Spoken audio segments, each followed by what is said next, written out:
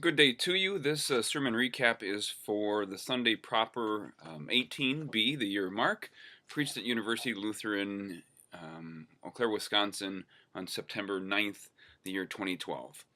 We pick back up in Mark, the 7th chapter, beginning at verse 24. From there Jesus set out and went away to the region of Tyre. He entered a house and did not want anyone to know he was there. This is just coming off the feeding of the 5,000 in Mark. Yet he could not escape notice. But a woman, whose little daughter had an unclean spirit, immediately heard about him, and she came and bowed down at his feet. Now the woman was a Gentile, a Syrophoenician of Syrophoenician origin. She begged him to cast the demon out of her daughter. Jesus said to her, "Let the children be fed first, for it is not fair to take the children's food and throw it to the dogs." But she answered him, "Sir, or Lord, even the dogs under the table eat the children's crumbs." Then he said to her, "For saying that, you may go. The demon has left your daughter." So she went home and found the child lying on the bed and the demon gone. Then Jesus returned from the region of Tyre and went by the way of Sidon towards the Sea of Galilee in the region of the Decapolis. They brought to Jesus a deaf man who had an impediment in his speech, and they begged him to lay his hands on him. He took him aside in private, away from the crowd, and put his fingers into his ears, and he spat and touched his tongue. Then Jesus, looking up to heaven, Jesus sighed, and said to him, "Ephphatha," that is, be opened. And immediately his ears were opened, his tongue was released, and he spoke plainly. Then Jesus ordered them to tell no one. But the more he ordered them, the more zealously they proclaimed it. They were astounded beyond measure, saying that Jesus has done everything well. He even makes the deaf to hear and the mute to speak. At the beginning of yesterday's sermon, I said to the people that I needed some help, that I wanted something in front of them, this sense that there is an ancient rabbi technique. It's called a hermeneutic, this teaching style. There is this ancient rabbinic technique that it has a word that describes it, but literally it means from light to heavy.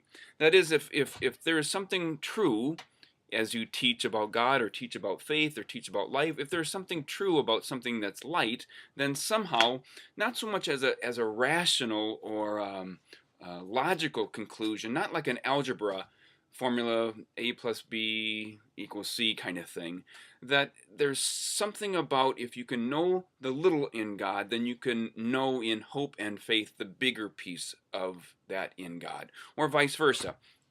That if you can know something about the grandness of God in something, then you can then know in the leaning that is hope something about the smallest part of that. And so it can go different ways, small to great, tiny to large, light to heavy, or vice versa, in back in different directions.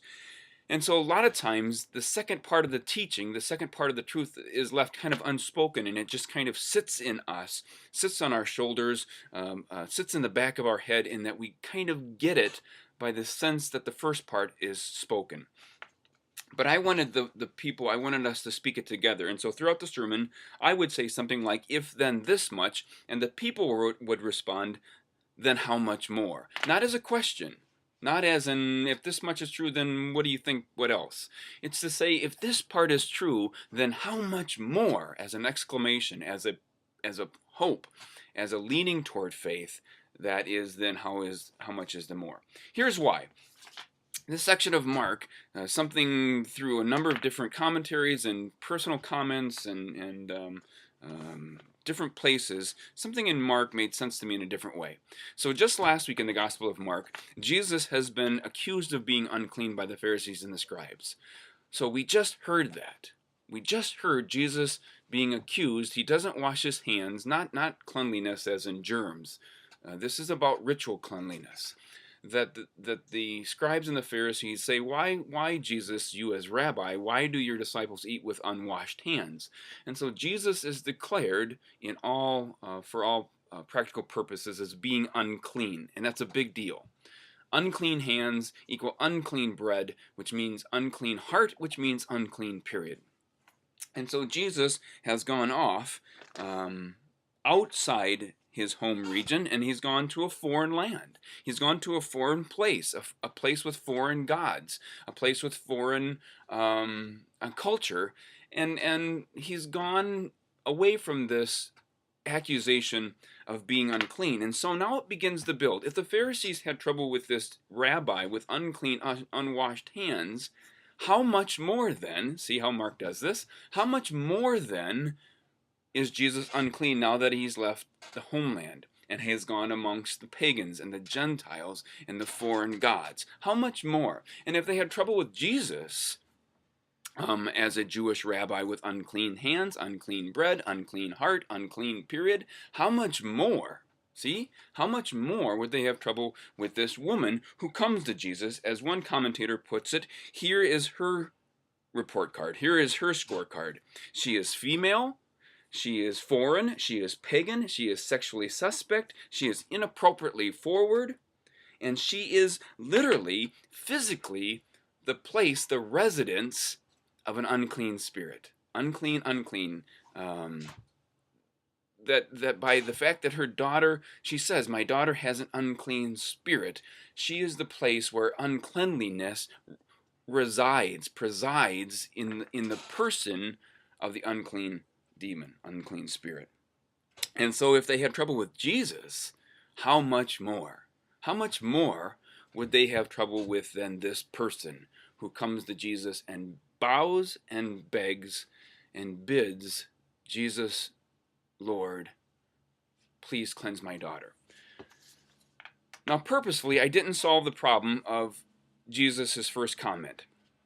One commentator said that this little verse in Mark is probably the most troublesome verse in all the Gospel of Mark. When Jesus says to the woman, it's not good to take the children's bread and throw it to the dogs. There are a number of different ways you can deal with that. The first, especially in the Gospel of Mark, is to allow it to be this Jesus who's not quite as finished, as smoothed over as we get in Matthew and as we get in Luke, and especially as we get in John. By the time John is written, Jesus is this kind of in-control Messiah Christ who knows all things and gets all things and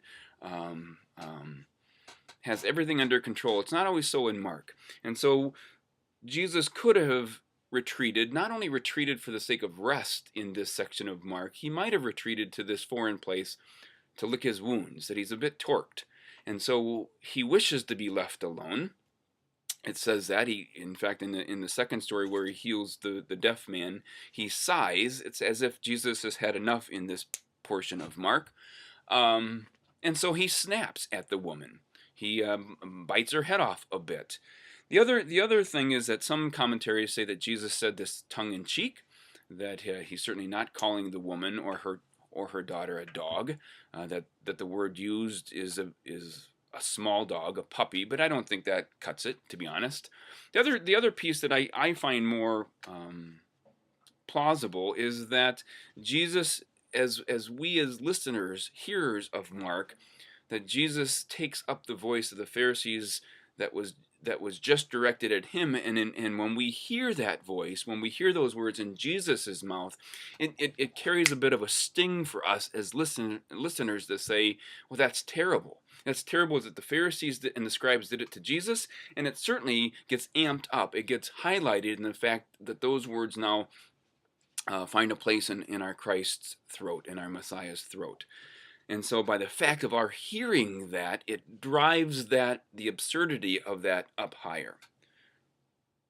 I'm going to leave that for now, because that wasn't the point of the sermon. All of those things, or a commingling of all those things, you have to make sense of. It's more her response, because what's interesting to me is that she continues this rabbinic teaching of from little to more, or from light to heavy, that if then this much, how much more? Because she says, if the bread, in essence, she becomes the rabbi in this. She says, in essence, if that great amount of bread is good for the children's eating, that is, healing, then so must be also then the crumbs, just the tiniest crumbs that fall from the children's table will heal my daughter. And then the unspoken piece, that I think that we as listeners to the Gospel of Mark, the listeners of the Christ, disciples of Christ, is the unspoken part.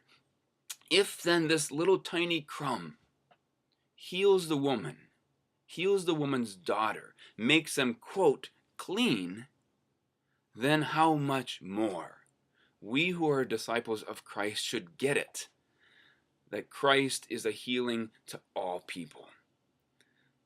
That this section of Mark drips with all's and everyone's, and that no one, 12 baskets gathered up so that, quote, no one should be lost. How much more if this woman gets, Jesus says, because you've said this and in this way, go, your daughter is healed. And what does the woman do? She goes. She's the only one in this section of Mark that gets it, it seems. And in fact, one commentator says that this is one of the rare places in the Gospel of Mark that anyone uses the term Lord. And she bows. And so this pagan woman, too forward, traveling by herself, a pagan, Gentile, all of those things is the person in this place of Mark that gets it. She bows and begs and bids and says, Lord, heal, and then becomes the voice of the rabbi, becomes the voice of Hebrew wisdom, and saying, if that bread is good for the children, then, Lord, give me the tiniest little fragment, give me the tiniest little crumb that my daughter should be healed. And we hear that then for us as disciples of Christ that we should get that this bread is the healing for the whole world, that this healing, that this bread is food for all people, insider, outsider, male, female, pagan, Christian, man, woman, all those things are gathered up in this tiny little crumb that falls from the children's table that she gives to her daughter, and Jesus heals her. Here's the punchline. Here's the punchline, and here's where this made most sense. Listen to verse 8:14, the very next chapter. So let me set this up. The feeding of the 5,000, Jesus is called unclean. Jesus escapes to a foreign land. He meets this and heals this woman's daughter. He heals the man that is deaf and mute. Immediately following this, Jesus feeds 4,000 in Mark, 5,000 in chapter 7, 4,000 in chapter 8, 7 loaves of bread, 7 baskets gathered up as leftovers. If then this much is true, how much more? How much more?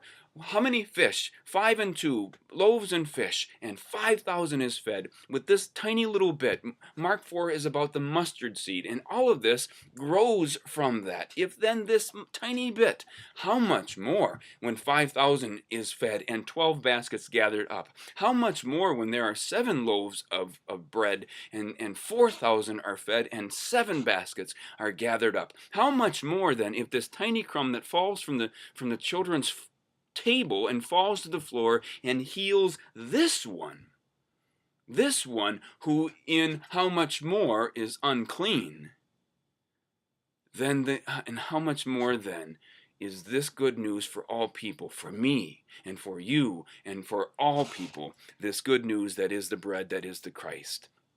Here's the punchline. We don't get this in our lectionary. Chapter 8, right after the feeding of the 4,000 in chapter 8 of Mark, now the disciples, they're getting into a boat. Now the disciples have forgotten to bring any bread, and they only have one loaf with them in the boat. That's the punchline. That the disciples who have just seen all of this, 5,000 fed, the healing of the woman's daughter, the healing of the deaf man, the 4,000 fed, the disciples who ought to get it, they get into a boat and they look around and said, oh my gosh, we didn't bring any bread. We only have one loaf. We only have one loaf. That we as listeners of the Gospel of Mark should throw our hands up and say, don't you get it? Don't you get it? You have the Christ. And if then this little bit is enough, then how much more is the Christ? One loaf that will feed the world. One loaf that will bring resurrection and life to all people. How much more? If then this much, one tiny crumb, one loaf in a boat, 5 and 2 and 7 loaves and 5,000 fed and 4,000 feds, Jewish people and Gentiles, men and women, clean and unclean, insider and outsider, all of them in this one Christ. Grace and peace to you. Be well.